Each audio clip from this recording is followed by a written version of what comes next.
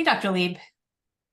Hi, Dr. Maura. Thanks for having me. Thanks for coming along. I'm excited to talk to you today about cortisol. It's such a topical thing, right? We're Yeah. seeing everybody stressed, a lot of high cortisol patients. But tell me about what it is. What is cortisol when we say cortisol? Yeah. So cortisol is our main stress hormone. It's made by our adrenal glands. Mhm. And ideally, it'd be on a nice curve throughout the day. It'd be higher in the morning and then come down nicely. Um, and it's being produced by our adrenal glands being stimulated from our brain, right? Mhm. So when people talk about cortisol, they'll also say something like HPA axis. So that's the hypothalamic pituitary adrenal axis, Mhm. HPA axis.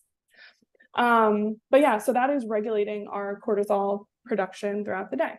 And when it's imbalanced, you can have high cortisol, you can also have low cortisol, or it Mhm. could just be disrupted at different parts throughout the day. Right. And what causes it to become disrupted typically? Like what drives that? Yeah. Yeah. Usually stress, just Mhm. stress in our life in general.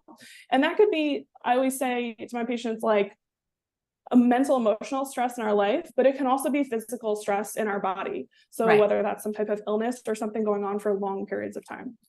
Or overexercise too, right? Those Yeah. sorts of things, sleep dysregulation, so many things that are going to kind of ping that. That's Yeah. why this chronic stress thing is such a big driver for symptoms, right? Speaking of which, like what are the big symptoms you see? Like what do you so when you say patient comes in, you're like you start thinking high cortisol, what set of Yeah. symptoms?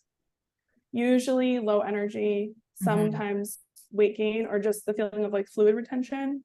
They might have trouble with like mood, trouble with sleep. Mhm. They might have like an impaired immune system, just getting sick more frequently, or just aches and pains. A lot of different things can be related to cortisol. Yeah, it's one of those all-encompassing and really Yeah. pro-inflammatory hormones, right? So it can affect Yeah. everything. So when we see it affecting other systems, what do you see most of all? Like, how does it play? Yeah. Number one would definitely be hormones. It can have a Hmm. huge interplay in hormone functioning. Also, your thyroid, which goes along with hormones, right? Yep. But gut dysfunction as well. So, like IBS symptoms, things like that can go along with Or cortisol high too. cortisol, big time. Yeah. So talk to me briefly about treatment. There's so much we do as far as treatment goes, but what do you start thinking about? Yeah, it's really customized to Mhm. the individual based on what we see their cortisol is doing. But usually we're looking really at lifestyle changes. So, what are things that they're doing that are decreasing their stress overall? And how are we timing things that people might think is decreasing their stress, like exercise, for Yep. example? But like you said, like over exercising is a concern too. So, we have to find that good balance for them. Right. And then obviously, we'd be looking at nutrients, herbs that are also helping to support that.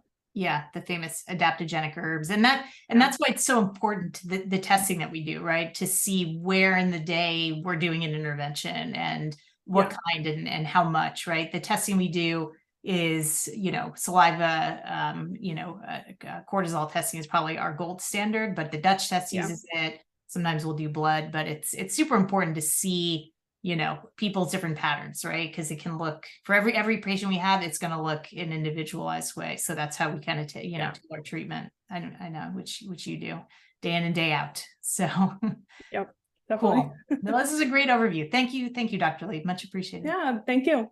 All right.